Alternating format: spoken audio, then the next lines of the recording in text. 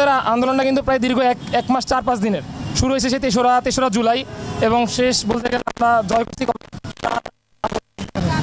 5ই August 36 June. তো এই আন্দোলনটা কিন্তু অনেক রক্ত সংগ্রামের মাধ্যমে হয়েছে, যদিও টিভিতে দেখাইছে আমাদের 267 জন মারা গেছে সংগ্রাম। তো আমরা চাই না আর কোনো মানে ক্যাম্পাস ছাত্র রাজনীতি থাকুক, আমরা চাই না আর কোনো ভাই আমাদের এভাবে মরুক, আমরা চাই না যে কোনো ক্যাম্পাসে আবরার ফাহাদের মতো মরুক। যদি বুয়েটের মতো ক্যাম্পাসে যদি ছাত্র রাজনীতি নিষিদ্ধ হতে পারে, যদি খুলনা বিশ্ববিদ্যালয়ে ছাত্র রাজনীতি নিষিদ্ধ হতে পারে, তাহলে আমাদের ঢাকা ইউনিভার্সিটি, জাহাঙ্গীরনগর, চট্টগ্রাম বিশ্ববিদ্যালয় কেন পারবে না? আমার প্রশ্ন হচ্ছে এইটা।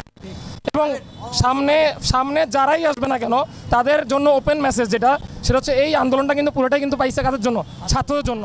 এই আন্দোলনে কারা ছিল? ছাত্ররা ছিল। এই আন্দোলনে কাদের জন্য সাকসেস হয়েছে? ছাত্রদের জন্য। ঠিক আছে, যদিও এর মধ্যে কেউ থেকে থাকলেও এই আন্দোলনটা কিন্তু মেইন ভূমিকা পালন করছে ছাত্ররা। এই আন্দোলন যদি কেউ ফার্স্টে মরেও থাকে, আবু সাইদ ভাই সেও কিন্তু ছাত্র, তারপর যদি কেউ মরে থাকে মীর মুগ্ধ, এর মধ্যেও কিন্তু অনেকে মারা গেছে, সেটা কিন্তু আমাদের হাইলাইট হয়নি। অনেক 10 বছরের নিচে ছাত্ররা বাচ্চারা মারা গেছে কিন্তু। তো তাদের দোষটা কি? তাদের কিন্তু কোনো দোষ ছিল না।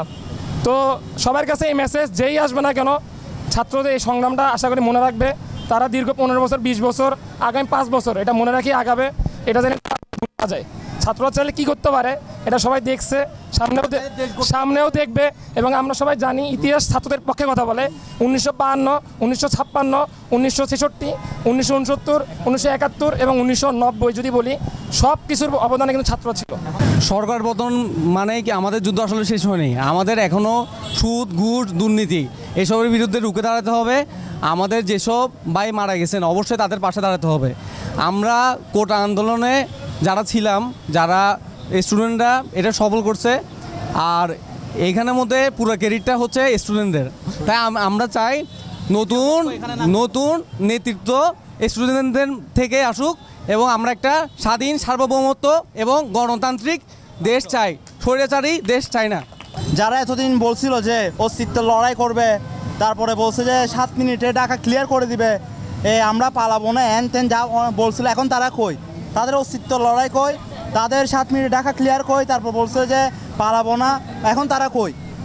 আসলে আমরা চাইছিলাম একটা কোটার বিষয়ে, আমরা মূল উদ্দেশ্য ছিল কোটাটা সংস্কার করা, কিন্তু তারা জোর করে আমাদের অনেক মেধাবী ভাইদের হত্যা করছে, রক্তাক্ত করছে, আঘাত করছে। ইভেন আমি নিজেও আঘাত পাইছি, আমার গুলি খাইছিলাম, অনেক রিস্কের মধ্যে ছিলাম।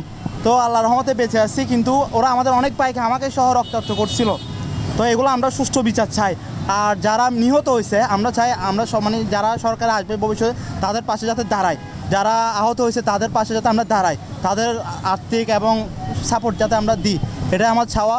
আর সামনে আমাদের কাজ হচ্ছে যে আমরা একটা সুন্দর, সমৃদ্ধি, একটা ভালো একটা বাংলাদেশ চাই, যেখানে দুর্নীতি থাকবে না, ঘুষ থাকবে না, কোনো মারামারি থাকবে না, সব সম্প্রদায়ের মানুষ, একটা অসাম্প্রদায়িক একটা বাংলাদেশ আমরা চাই। দেশে টাকা করছে তাদেরকে দেশে আনার জন্য তীব্র দাবি করছি আমি। পাচার খাওয়া টাকাগুলো আমরা ফেরত চাই, দেশটাকে সবাই মিলে, সর্বস্তরের নাগরিক আমরা চাই সুন্দরভাবে, স্বাভাবিকভাবে আমরা বাঁচতে চাই।